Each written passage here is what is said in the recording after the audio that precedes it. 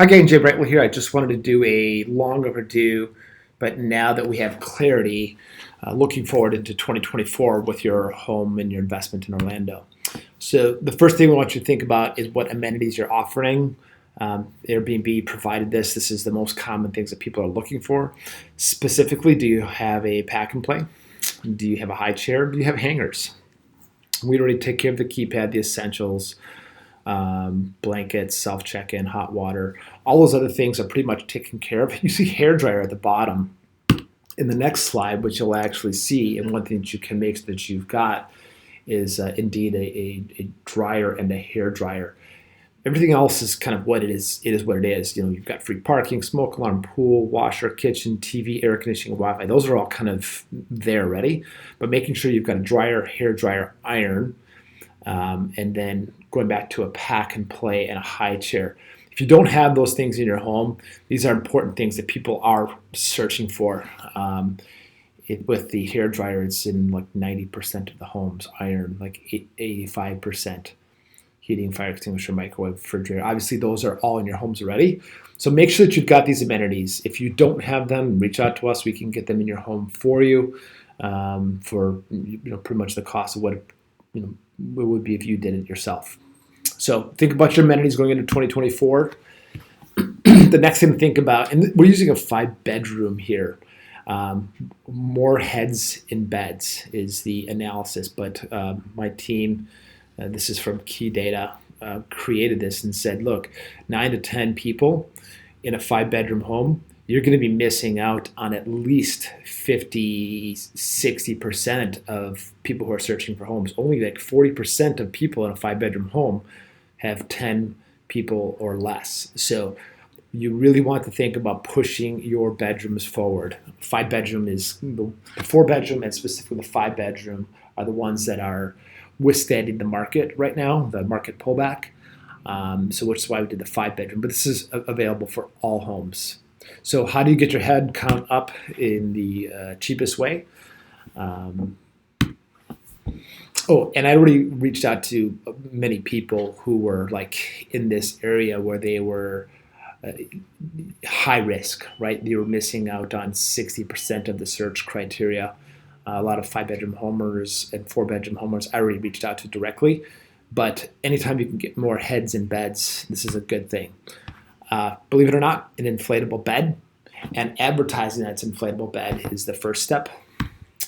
Cots, that would be the second thing to think about. Sofa sleeper. In that sofa sleeper category, I got ahead of myself. In that sofa sleeper category, like a futon, that would be okay also. But the quickest, easiest, cheapest thing is an inflatable bed. $150 gets you sheets in the bed.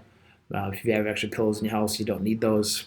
Obviously, 2 extra towels for the 2 people who would be on that queen inflatable bed. A twin cot is a little bit more expensive, so I would absolutely go the inflatable bed route before the cot. If your sofa turns into a sleeper or it's a futon, we can use that as well. The next thing to think about is your length of stay. This is actually directly from Airbnb. Sorry about the stuff in the background. Come on, here we go. Length of stay. 53% of recent searches for Orlando have been stays for 4 nights or less. So if you are limiting your stay options, length of stay, that's going to be a problem. Look, Jay, I'm really worried about parties. The reality is that less than 1% of our stays require us to do anything at all other than clean. The parties that do come in tend to be Airbnb, which is good news because they do have their host cover protection plan, and our team does a great job of getting your home brought up to 100% even after a party. It's just so rare. The risk reward for length of stays, specifically on a gap fill, like that's what I would say. Like, have a 3-night minimum or a 4-night minimum, fine, but absolutely 100% those gap fills. So if you've got 10 days, you've got a 4 and a 4 gap fill that with a 2, that's absolutely the way to go. So reach out to us if you want to talk about length of stay. I already know what the next one was, if I can get it to advance.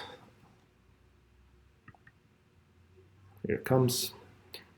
Pets, one absolutely great way to increase your return on investment in your home is to allow pets. there's a very significant increase in the occupancy initially. Occupancy drives ADR, so you're not going to see your ADR improve just yet. But after about 6 months, man, the homes just become hot because so few people in the industry allow pets. So if you are open to it all, allowing pets, it's an absolutely great way to increase your ADR. Damages, we do charge guests extra cleaning fees when they've got pets, and that usually covers any and all damages. The only other concern that I would have is if you're a homeowner, you've got kids with asthma or you're sensitive to cats, definitely not for you. Not absolutely 100% not the way to go. If you've got any sort of like thing personally for your home, but if you don't care about it personally and you're indifferent, especially if you don't have carpets, pets is absolutely something that we want our homeowners to think about. Last slide, 2024 demand. For the first month in about 14, 15 months, we're actually seeing an uptick in forward demand. So this has been, 7%, 9%, 8% decrease. This is December of 2023, November and October. And for the first time in months, we're actually seeing an uptake in reservations and ADR. So we're coming to the end of the dark ages with occupancy and ADR being deflated in 2023. Any questions, please reach out to us. Thank you.